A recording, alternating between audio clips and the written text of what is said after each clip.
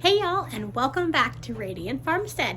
I'm Ashlee, and today we're going to be starting something that I should have started a long time ago, but I was very pregnant and very sick and let mine die, like really die, like it died, like really died.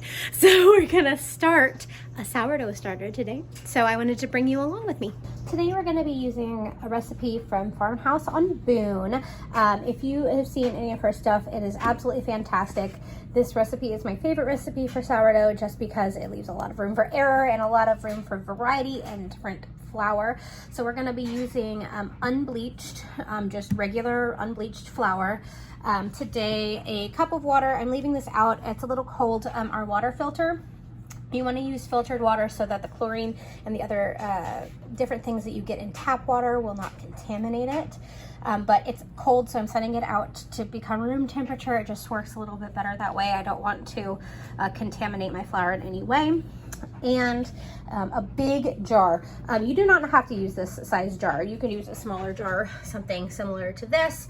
But I use a big jar because I am going to be baking almost every single day and also be baking for part of my business. Also peep this delicious banana bread I just cooked this morning. It looks so good. It's almost ready to pull out of the pan. Yum.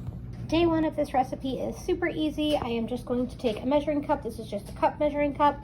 I'm gonna do 1 cup of flour to 1 cup of water.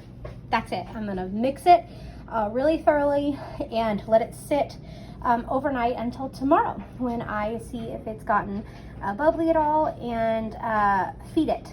All right, I got my 1 cup of flour here into the jar, right there, and 1 cup of filtered water. We're gonna stir it.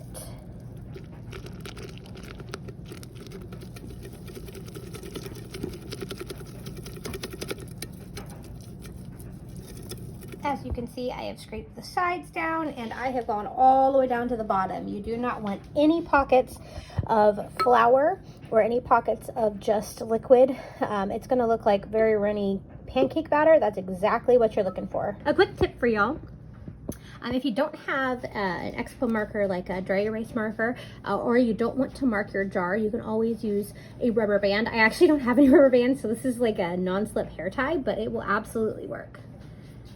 Then tomorrow, when we look at our starter, we can see how much it has risen above this and be able to gauge if it's ready to feed it again. Then we're just going to cover it with a cloth, something that has decent air holes. This is like a little flour sack cloth.